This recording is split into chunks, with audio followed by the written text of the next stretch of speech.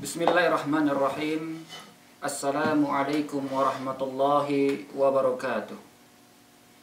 Innal hamdalillah nahmaduhu wa nasta'inuhu wa nastaghfiruhu wa nastahdihi wa na'udzu billahi min shururi anfusina wa min sayyiati a'malina. May yahdihillahu fala mudilla lahu wa may yudlil fala hadiyalah.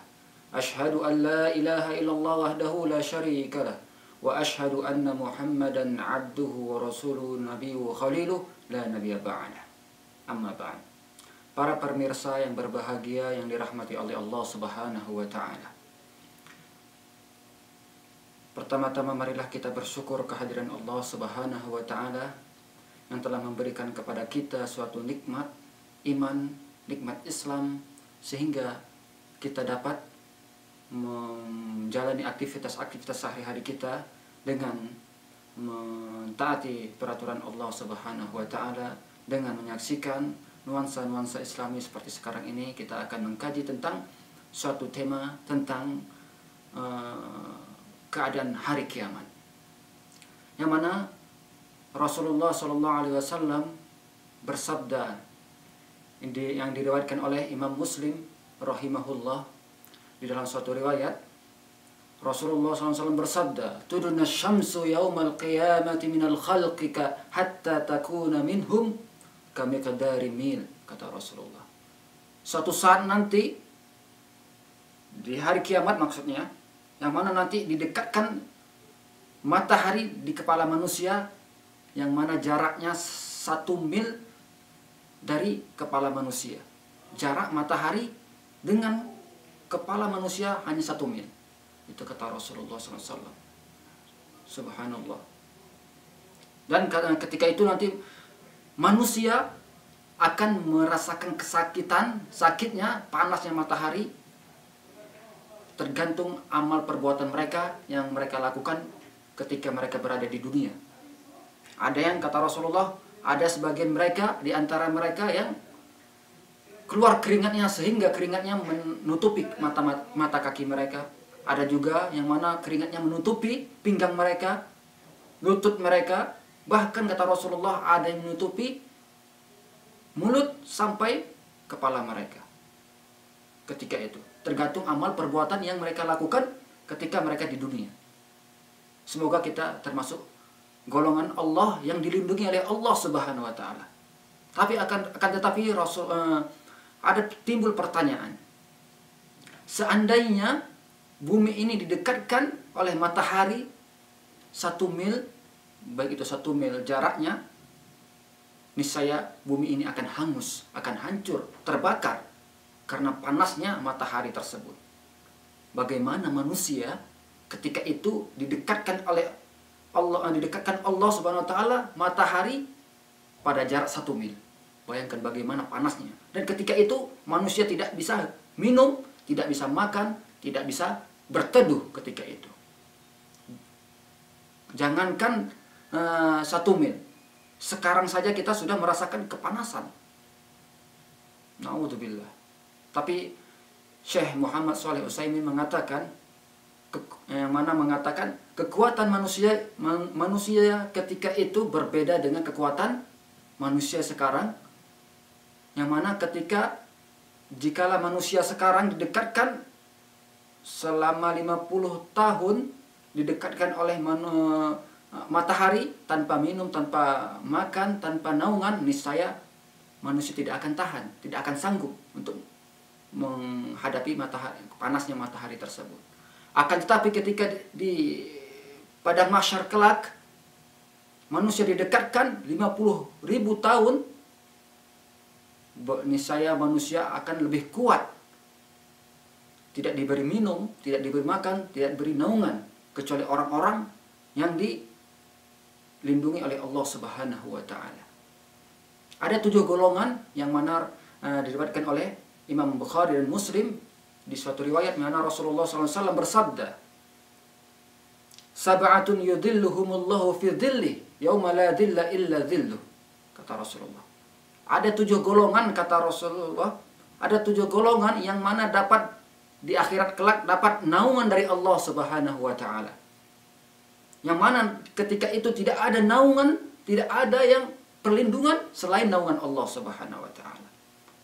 Ketika hari kiamat, tidak ada yang bisa melindungi mereka. Panasnya terik matahari, ketika matahari didekatkan 1 mil jaraknya oleh manusia, tidak ada yang bisa melindungi mereka kecuali naungan Allah Subhanahu wa taala.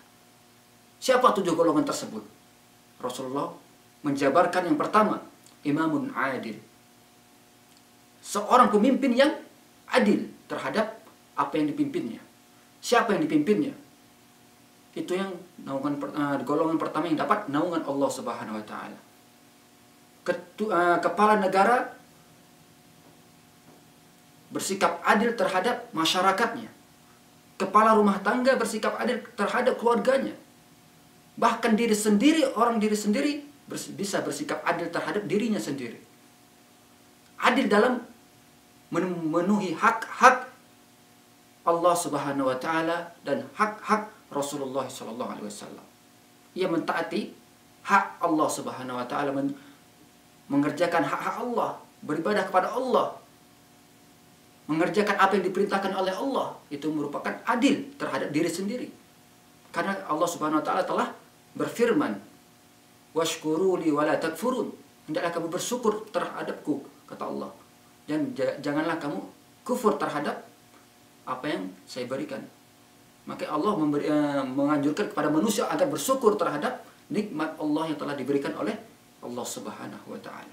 Itu yang golongan yang pertama yang dapat naungan Allah Subhanahu wa taala. Golongan yang kedua adalah syabun nasha'a fi ibadatillah. Yang mana pemuda yang tumbuh beribadah kepada Allah, yang taat kepada Allah Subhanahu wa taala. Seorang pemuda, bukan orang tua. Kenapa di sini dikhususkan seorang pemuda? Karena jika orang tua kalau dia semangat beribadah kepada Allah sudah wajar, karena sudah mendekati ajalnya. Akan tetapi kata Rasulullah, wasyabun nasha'a fi ibadatillah. Seorang pemuda yang tumbuh dalam ketaatan kepada Allah Subhanahu wa taala. Karena jarang di dunia ini seorang pemuda yang masih mempunyai syahwat yang masih puberitas, jarang-jarang mereka taat kepada Allah Subhanahu wa taala. Makanya Rasulullah menggolongkan pemuda tersebut termasuk dari golongan yang dilindungi oleh Allah Subhanahu wa taala di akhirat kelak. Yang ketiga, kata Rasulullah, wa rajulun qalbuhu mu'allaqun bil masajid. Yang mana seorang yang hatinya senantiasa dekat terhadap masjid-masjid Allah Subhanahu wa taala. Ia sering sholat berjamaah. Sekali saja dia meninggalkan sholat berjamaah, hatinya tidak terasa tenang. Karena dia sudah membiasakan dirinya untuk pergi ke masjid untuk sholat berjamaah. Mungkin menghadir kajian Islami, belajar di masjid, membaca Al-Quran, berzikir di masjid. Seolah-olah masjid itu merupakan rumah yang membuat dia tenang. Wa rajulun qalbuhu mu'allaqun bil masajid. Yang mana hatinya terus melekat, lengket terhadap masjid-masjid Allah Subhanahu wa taala. Itu golongan yang ketiga. Golongan yang keempat, kata Rasulullah, wa rajulani tahabba fillah ijtama'a alaihi wa tafarraqa alaihi. Yang mana ada 2 pemuda yang saling cinta karena Allah Subhanahu wa taala. Ia bertemu karena Allah, berpisah juga karena Allah. Jadi ia mencintai seseorang karena Allah, bukan karena harta, bukan karena jabatan, bukan karena kedudukan, akan tapi ia mencintai seseorang karena Allah Subhanahu wa taala. Karena ketaatan seseorang itu kepada Allah, maka ia cinta terhadap seorang tersebut.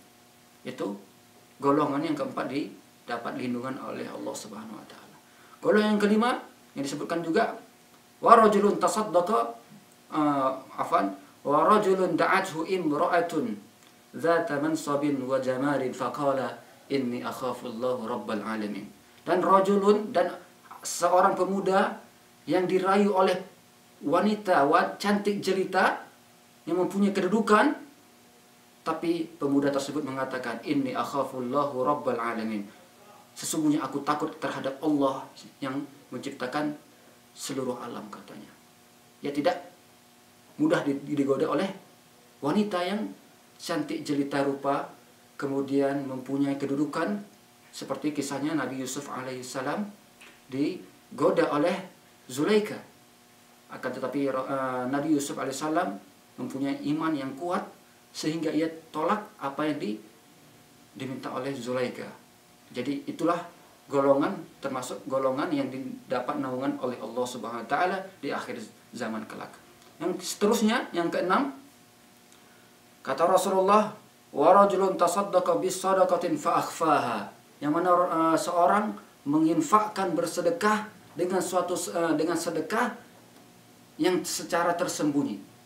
La ta'lamu shimaluhu ma tunfiqu yaminuhu. Tidak, mana ia bersedekah dengan tangan kanannya seolah-olah tangan kirinya tidak mengetahui. Jadi ia bersedekah bukan karena dilihat oleh manusia. Ia bersedekah bukan karena ingin didengar oleh manusia bahwa ia orang yang dermawan, bukan. Akan tetapi ia bersedekah secara diam-diam karena ingin menggapai ridha Allah Subhanahu wa taala. Itu golongan yang keenam akan mendapatkan naungan dari Allah Subhanahu wa taala ketika di yaumul mahsyar kelak. Yang golongan ketujuh adalah wa rajulun dzakarallahu khalian fa fadat ainah. Yang mana seorang yang berzikir kepada Allah Subhanahu wa taala, yang ingat kepada Allah Subhanahu wa taala dalam keadaan sendirian sehingga kedua matanya berlinang air mata karena takut kepada Allah Subhanahu wa taala. Karena memikirkan kebesaran Allah Subhanahu wa taala, yang maha suci Allah Subhanahu wa taala. Inilah golongan manusia yang dapat naungan dari Allah Subhanahu wa taala kelak di yaumil mahsyar. Semoga kita termasuk golongan dari 7 golongan tersebut sehingga kita dapat lindungan Allah Subhanahu wa taala, kemudian dapat perlindungan serta dapat pertolongan Allah Subhanahu wa taala sehingga kita dapat menjalani aktivitas-aktivitas kita, kemudian bisa menuju ridha Allah sampai ke surganya. Demikian, wabillahi taufiq wal hidayah. Kurang dan lebih mohon maaf. Wassalamualaikum warahmatullahi wabarakatuh.